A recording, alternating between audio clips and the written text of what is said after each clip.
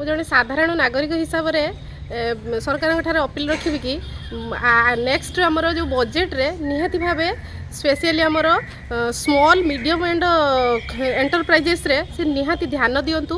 ଆଉ ଆମର जो जीएसटी रो परिमाणटा एते परिमाण बढ़ी चली जीएसटी को जदि आगामी बजेट रे जीएसटी रो परिमाण को टिके जनरल लोक मैंने आम आफोर्ड कला भाया जदि जीएसटी को मान को कमे दि जाए तो आमे मैंने निश्चित भाव उपकृत हेबु।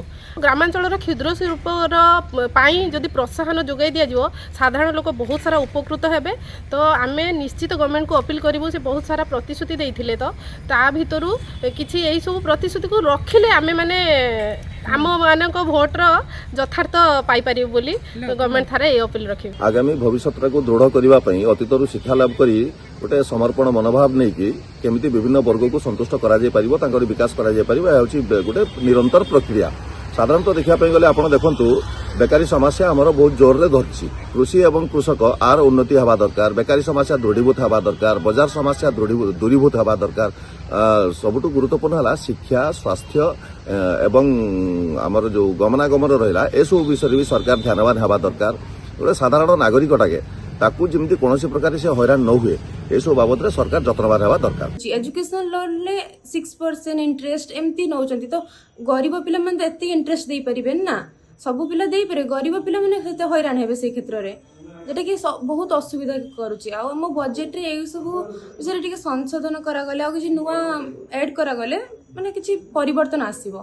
आम दैनंदिन जीवन में जो सब जिनसर आवश्यकता रोची पनीपरिबा, तेजराती जिनस, खाता कलम इत्यादि वृद्धि बढ़ुची ताहाकू आमे सरकार को कहूँ जे तार ह्रास वृद्धि ह्रास कमिले आमे टिके खुशी हो। शिल्प क्षेत्र में निजुक्ति बढ़ाइबा पई आमे अनुरोध करूछु। दरदाम वृद्धि पाउची ताहा मध्यवित्त परिवार और तल परिवार मान भारी कष्टदायक होची दैनंदिन जीवन यापन करबा पई।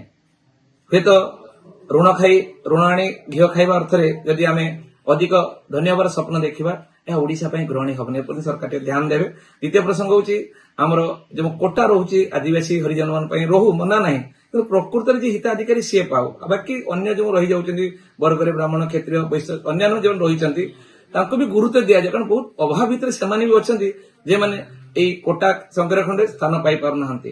तृतीय तो आम देखा शिक्षा दिगरे आज शिक्षा प्राधिकरण रे पूर्व सरकार समय बहुत उन्नतिकरण होईची हमर घर अन्य दृष्टि किंतु शिक्षार प्राधिकरण कमी जाइए, शिक्षा व्यवस्था धोरी जाइए।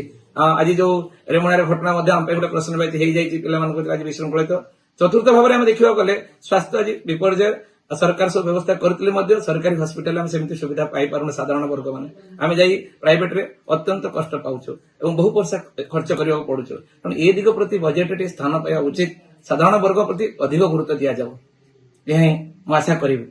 आ विशेष करी ग्रामांचल मानकरे जो कार्यक्रम आछी से कार्यक्रम सरकार खर्च करूचंती कि जो माने दायित्व नौचंती हुए तो सेमानकर केटी हेरफेर रे सठिक कार्य हेई पार नै जहा द्वारा सदा सर्वदा सरकार निंदित होउचंती। ए प्रति ध्यान देवा उचित।